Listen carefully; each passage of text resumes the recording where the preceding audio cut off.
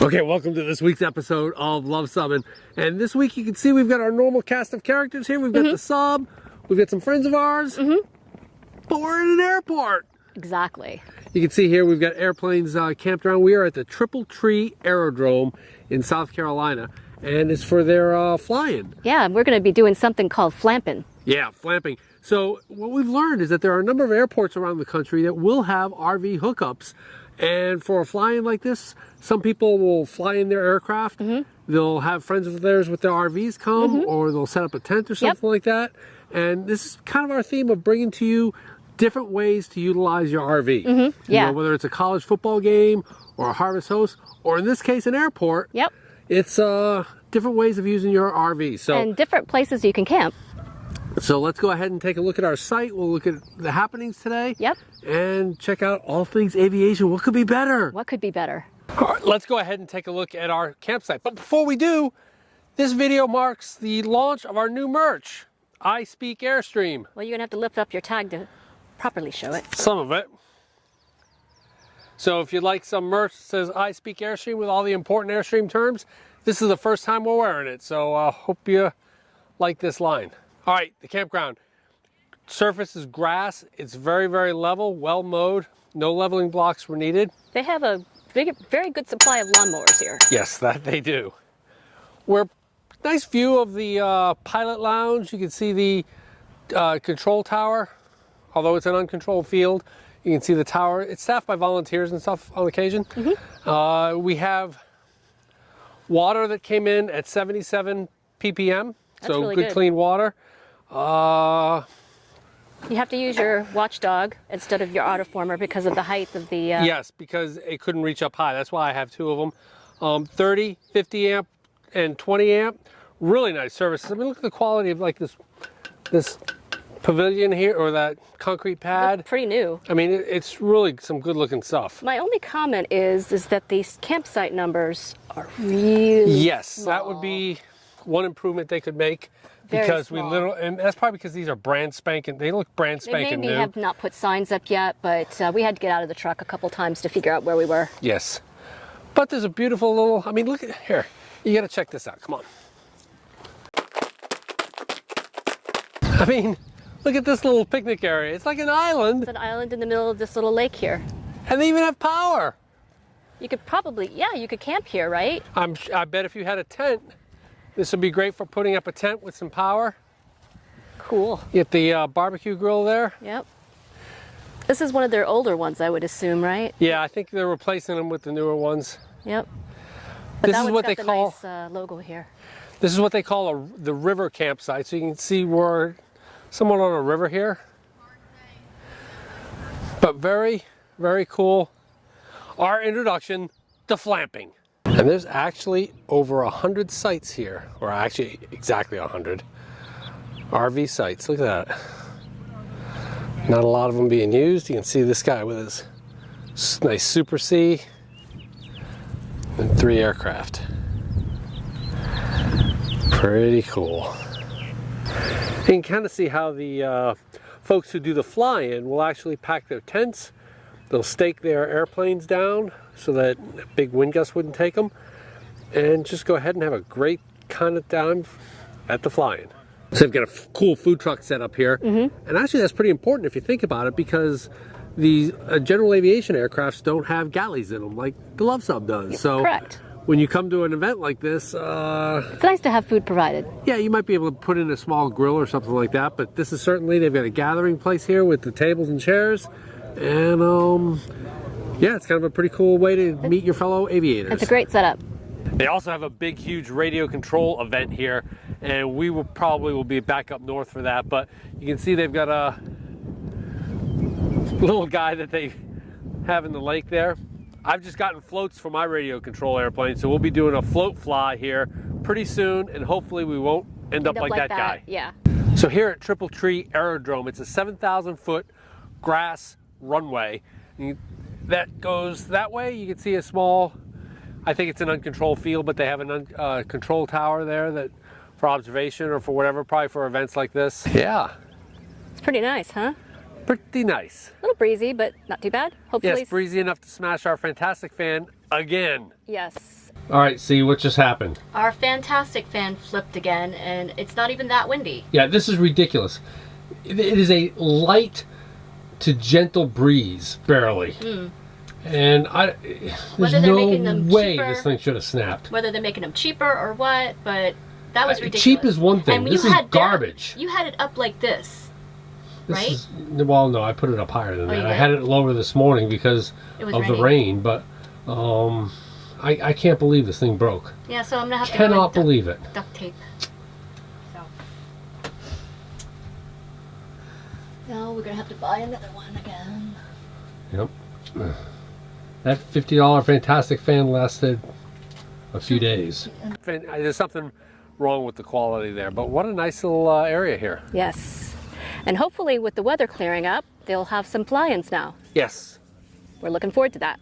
And that control tower is from World War II. It was moved here from Donaldson Air Force Base. As we see this aircraft coming in for a landing. Or a low pass, one or the other.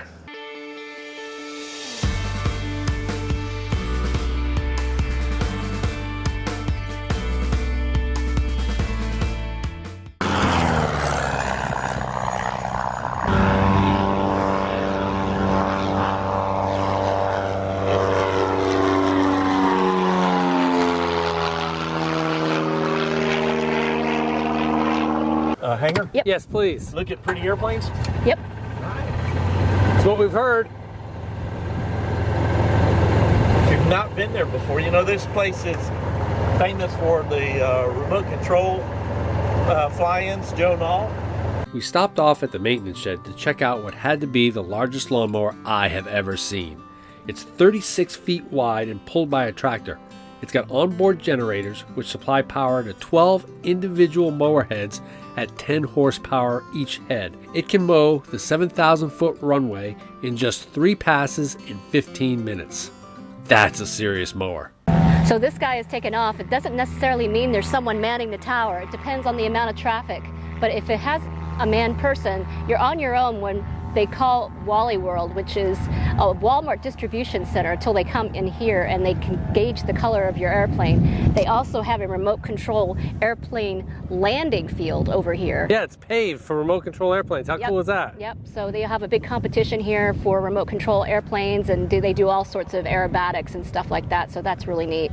So we're having a lot of fun here, and it's really, really pretty. Yep, Turned there out to goes be a that nice day. 152. It's a nice day, a little breezy. A little breezy, a little gusty, and I think that's keeping the air traffic down a little bit today, but I think we're going to see some more traffic coming in now. I think I see one behind you right now as we speak. Nice.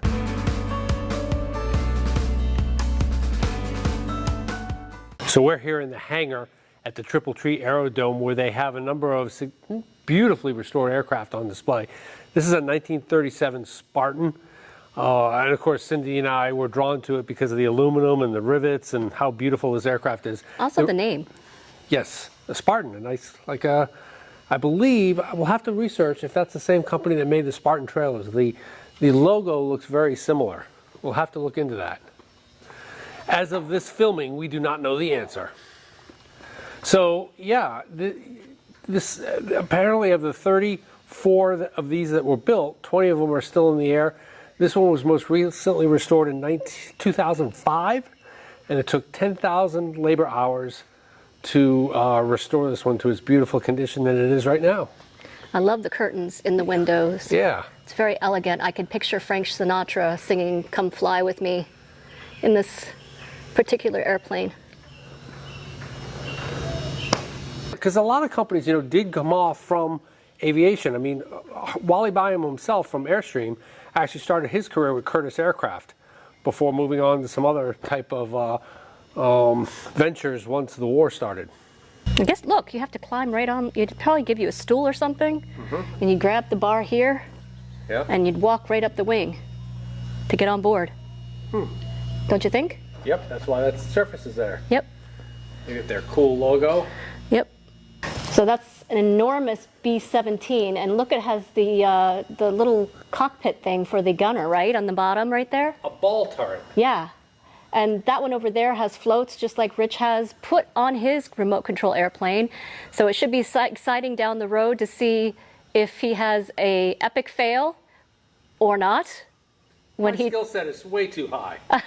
Whether he tries to land on some water with those things. So I hope he has something that he's going to be able to retrieve it if it goes splush.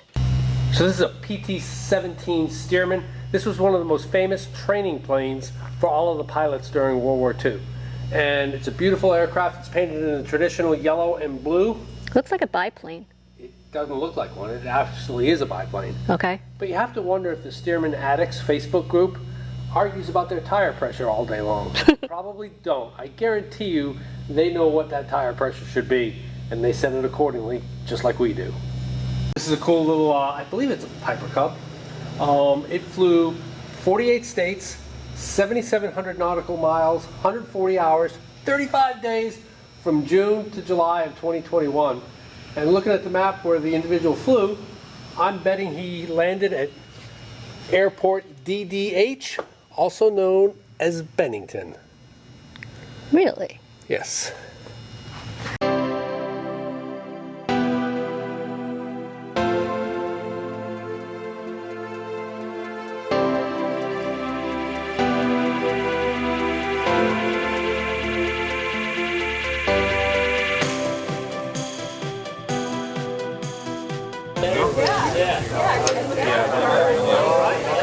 Yeah, it didn't get really grill charred. Looking good. How's the grill chef doing? I think I needed to go into a hotter spot, but we're working it.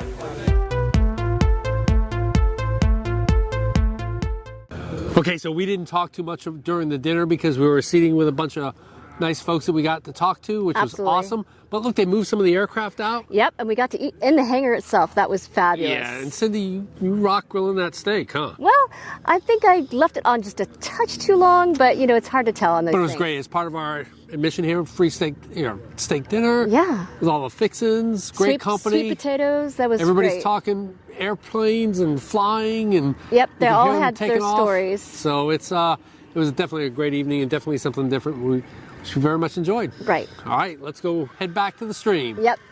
Right, so you can see it's Sunday, it's time to leave, and we got hit with some bad weather. We're pretty soaked. We still have to dump, and we're on our way to Chester State Park. It's about 12 noon, and our park doesn't allow check-in until about 2, so we'll see what we can do in between, because it's only about a 60-mile drive, so fun, fun, fun. So we had planned this awesome closing to this video. They have a bridge right behind our airstream. I don't know if we caught it, but it's called the Monet Bridge after one of the Monet paintings. And we were like, okay, the lighting's gonna be good. It's gonna be cloudy. We'll get it right for the Monet Bridge. And the skies opened up. And they did. Yeah, it was, as they say, it was raining like a racehorse urinating on a flat rock. That was probably one of the wettest hitch-ups I've had. It was coming down. When you say the raindrops were like dimes. It seemed like it. They were really soakers. So we're still wet. Yeah, we're still a little moist. Yeah, what was your overall impression of Flamping? I thought it was really a lot of fun. It just reminded me of an Airstream rally, but with planes.